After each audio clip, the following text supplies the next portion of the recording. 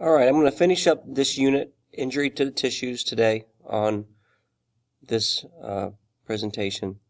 And then I'm going to do a quick review, remind you some things that you need to be looking over when you're doing your worksheet. This is where we left off. We talked about a green stick fracture being one like a twig where part of it fractures, part of the bone bends. Closed fracture means all the fractures contained inside the skin. Open just means that a bone has popped out of the skin, or there's an opening, so it's an open fracture. Comminuted means that there's multiple fractures at the fracture site. Stress fracture is an incomplete fracture. And an impact fracture is when another bone actually gets knocked into another bone.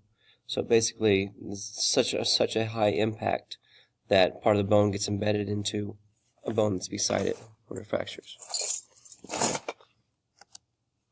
Take a look at a couple of the pictures here. It looks like, first off, this one up here would be considered a compound fracture or an open fracture. You could call it either one of those.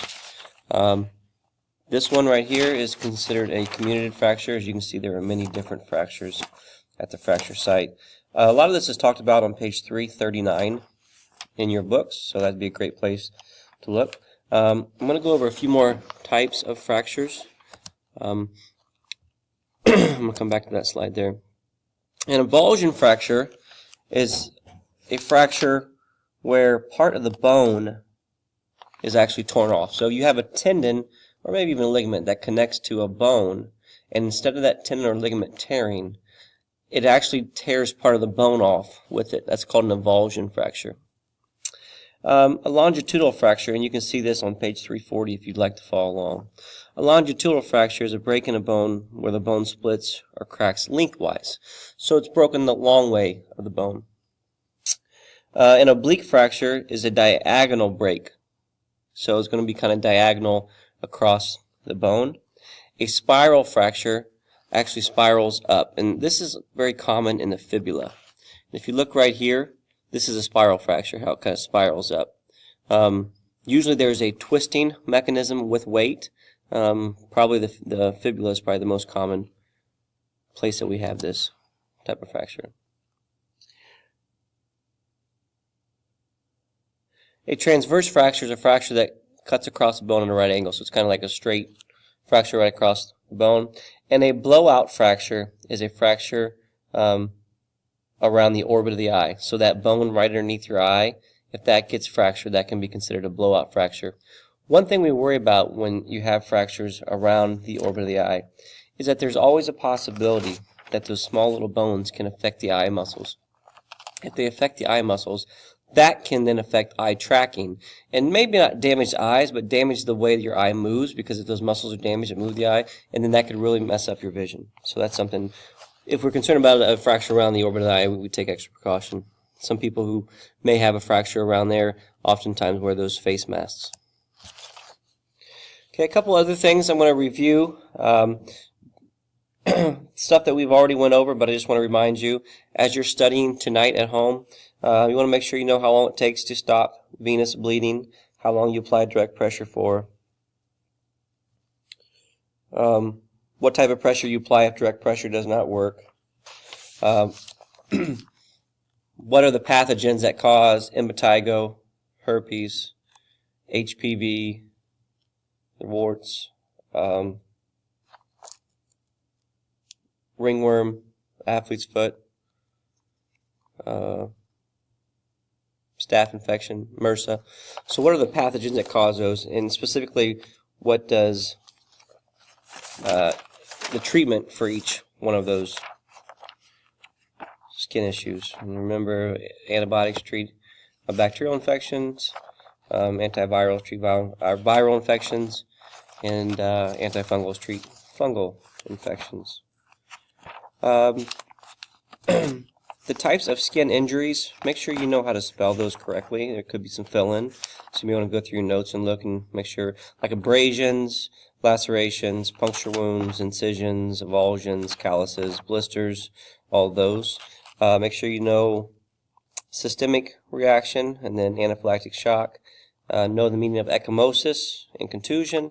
Paresthesia is a definition you know. Hematoma, the difference between that and a contusion. The movements of the body: dorsiflexion, plantar flexion, inversion, eversion, all at the foot. Flexion, extension, pronation, supination, dorsiflexion, palmar flexion, radial and ulnar deviation are all movements that you'll need to know. Also, abduction and adduction. Adduction is moving body part towards the midline of the body. Abduction is moving the body part away from the midline of the body. Make sure you know the three types of joints: fibrous, cartilaginous, synovial, and that the more movement at a joint, the more likely they are to get injured. What to do for a puncture wound is important. What is myositis ossificans? What is C-band? What is Price? What does articular cartilage do? The parts of the bone: the periosteum is the outside, the hard covering. The bone marrow is the inside that produces red blood cells. Diaphysis is the long part of the bone, and the articular cartilage is on the end of the bones. Make sure you know sprains and strains as far as what occurs with a sprain. Sprain means ligament. Which one's first degree? There is maybe just a little bit of laxity with an endpoint. Probably not. Actually, there's probably not any laxity with the first degree. So with the first degree, there's no laxity. Second degree, some laxity with an endpoint. Third degree, laxity with no endpoint. Make sure you know all that. And remember that there's that chart on page 334 that'll help you for sprains, and then also strains. Strains occur to the muscle. There's a chart on page 329 that you may want to look over for that too.